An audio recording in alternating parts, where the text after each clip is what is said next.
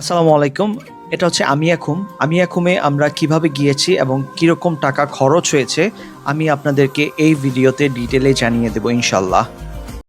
PD ticket থেকে আমরা অনলাইনে শ্যামলী এনআর পরিবহনের টিকিট কিনেছিলাম ১১০০ টাকা দিয়ে।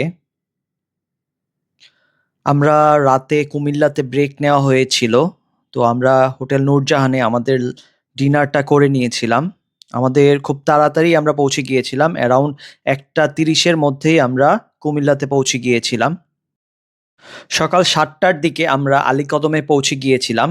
এটা ছিল আলীকদমের ভিডিও সকালের। এইখানে অনেকগুলো চেকপোস্ট থাকবে।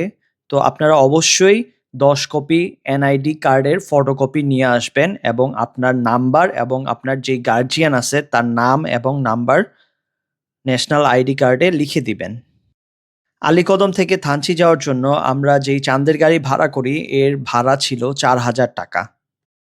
চাঁদের গাড়ি নিলে আপনারা মানে বেস্ট ভিউটা পাবেন এইখানে দেখেন। মানে আপনারা চারিদিকে খোলা থাকবে। আর আমরা সকাল গিয়েছিলাম। আমরা অনেক মেঘ পেয়েছিলাম। আমরা মেঘের ভিতর দিয়ে গিয়েছিলাম এবং চারিদিকের ভিউ খুবই সুন্দর ছিল দেখেন মাশাআল্লাহ।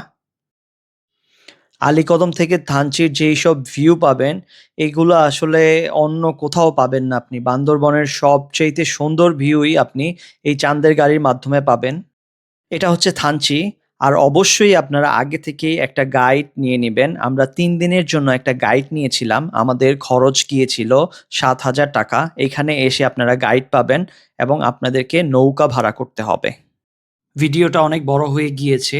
আর এর পরের অংশটুকু আপনারা সেকেন্ড পার্টে পাবেন ইনশাল্লাহ।